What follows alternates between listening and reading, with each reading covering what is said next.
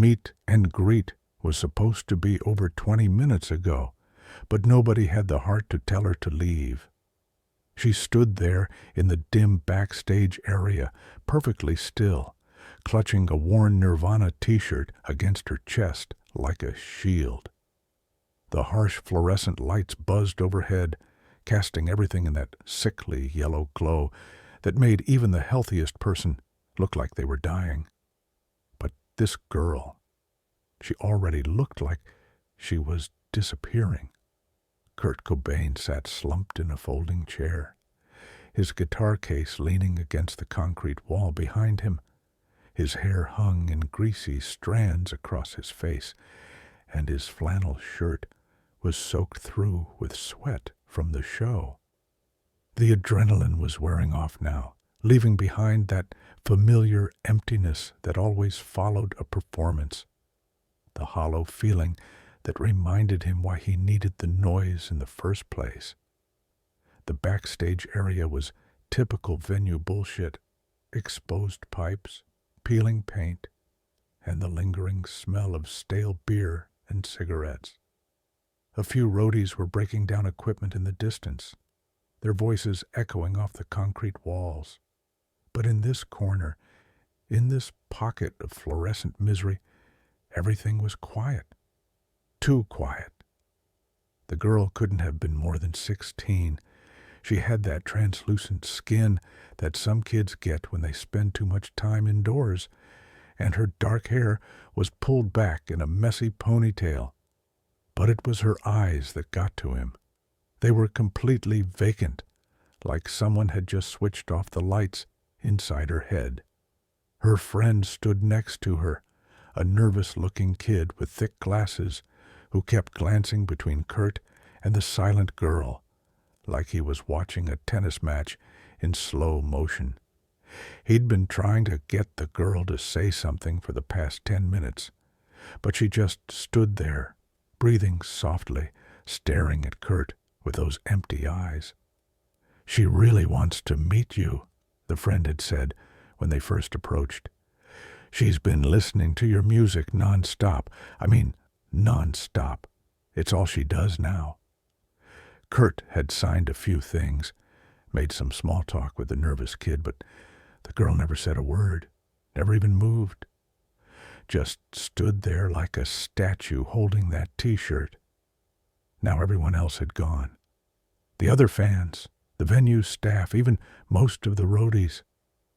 But these two kids remained, and Kurt found himself unable to tell them to leave. Something about the girl's silence felt too familiar, too much like the quiet that lived inside his own head when the music stopped. "What's her name?" Kurt asked finally, his voice rougher than usual. The show had been particularly brutal tonight, 3 encores, and the crowd had been hungry for more. His throat felt like sandpaper. The nervous kid adjusted his glasses. "Sarah.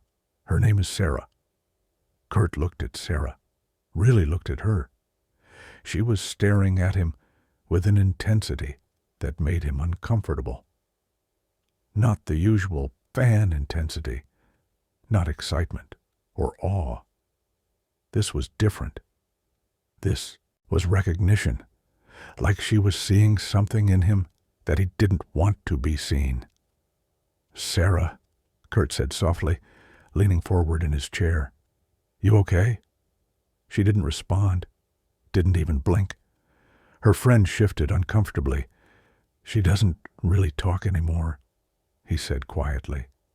"Not since—" He trailed off, glancing at Sarah like he was afraid of saying too much.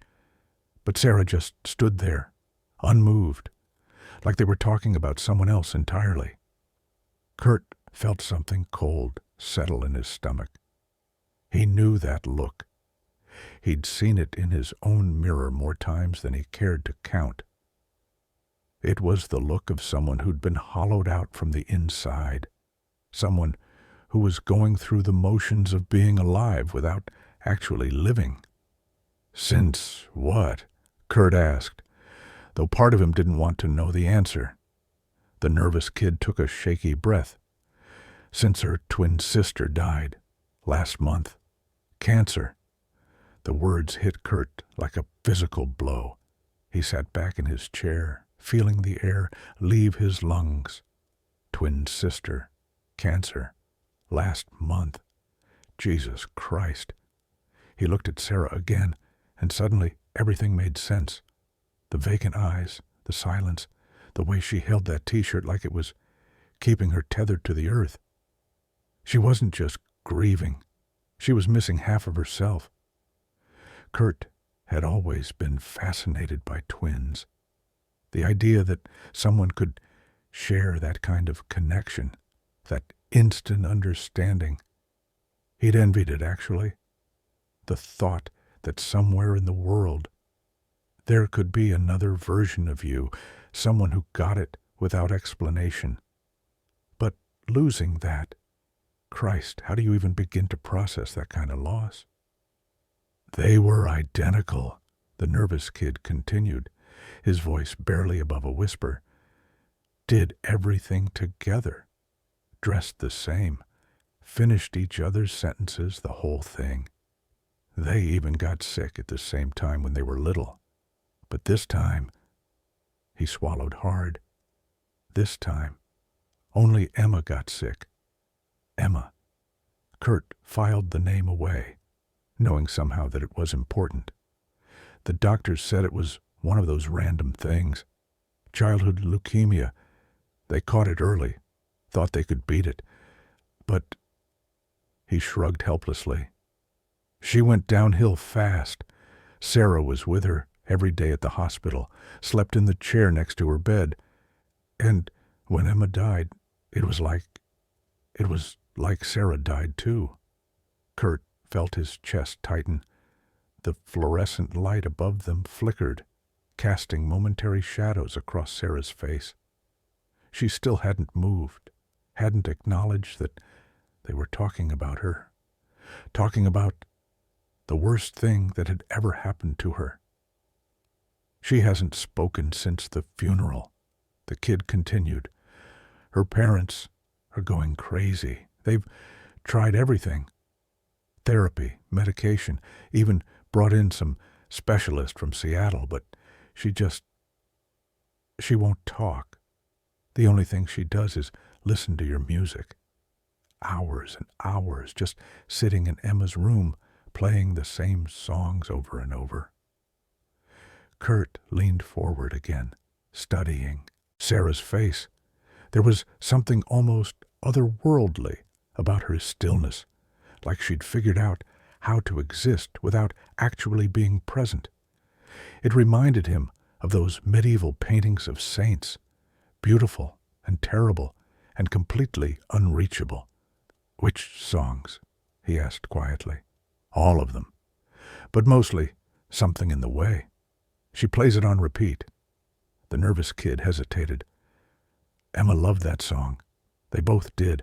They used to sing it together, badly. But they didn't care. Kurt closed his eyes. Something in the Way. The song about living under a bridge, about being so low that even the ground seems high. It was one of his most personal songs, pulled from memories of sleeping rough as a teenager, of feeling like the world had no place for him. But hearing that two sisters used to sing it together, that it had been something they shared before one of them was ripped away, it changed the song somehow, made it mean something different. When he opened his eyes, Sarah was still staring at him, but now there was something else in her gaze, a flicker of something that might have been hope, or maybe desperation. It was hard to tell the difference sometimes. Kurt stood up slowly, his knees popping from sitting too long. He was only in his mid-20s, but some days he felt ancient. Tonight was one of those days. He took a step toward Sarah, then stopped. Something told him to be careful here, that this moment was more fragile than anything he'd ever handled. Sarah, he said, his voice softer than it had been all night. I can't bring her back." The nervous kid started to say something, but Kurt held up a hand to stop him. This wasn't for him. This was between Kurt and this broken girl who'd somehow found her way to him. "I can't bring Emma back," Kurt continued, taking another small step forward. "I wish I could, but I can't. Nobody can." Sarah's eyes flickered, just barely. It was the first sign of life she'd shown since they started talking. "But I can sit with your pain," Kurt said, and his voice cracked slightly on the last word. "I can't fix it. I can't make it go away, but I can sit with it. Because I know what it's like to feel like you're missing pieces of yourself."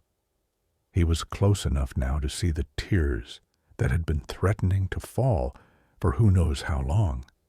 They clung to her eyelashes like morning dew, refusing to drop. "The thing about music," Kurt said, "is that it doesn't lie. When I wrote Something in the Way, I was in the worst place I'd ever been, sleeping under this bridge in Aberdeen, feeling like I was invisible, like the world would be better off without me. But I wrote that song because I needed to get the pain out. I needed to put it somewhere." Sarah blinked, and one of those tears finally fell. Then another. "You and Emma, you took that pain and made it into something beautiful together. You turned it into harmony. That's fucking magic, Sarah. That's something most people never get to experience." More tears now, streaming down her face, but still no sound. Kurt reached into his back pocket and pulled out a worn bandana, the same one he'd been using to wipe sweat from his face during the show. Without thinking, he offered it to her. She looked at it for a long moment, then slowly, carefully, reached out and took it.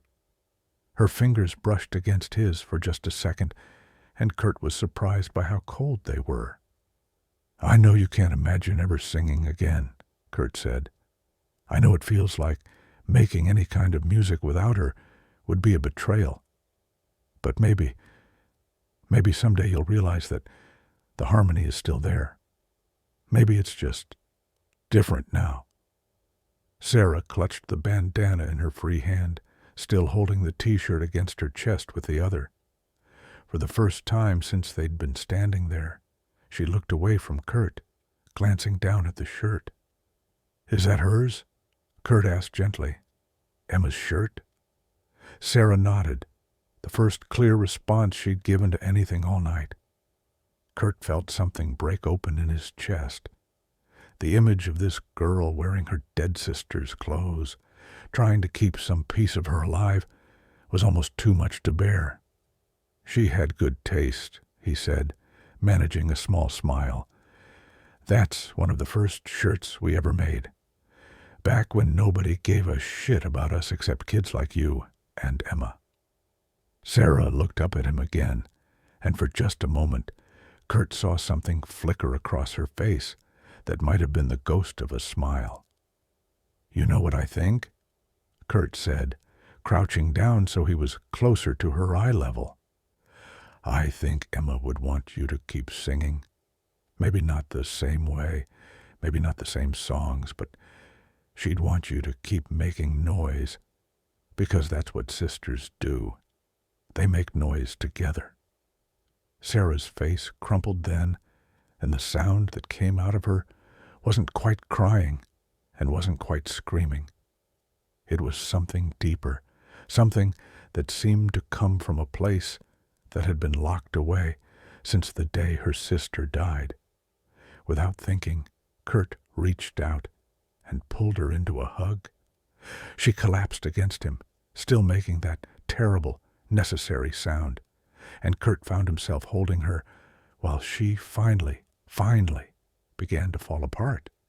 The nervous kid stepped back, giving them space, and Kurt was grateful. This wasn't a moment for an audience. "I miss her," Sarah whispered into Kurt's shoulder, and hearing her voice, small and broken, but real, nearly knocked him over. "I miss her so fucking much." "I know," Kurt whispered back, his own tears falling freely now. "I know you do."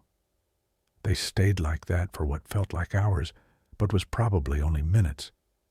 Kurt, holding this broken girl while she mourned her sister, while she mourned herself, while she mourned the harmony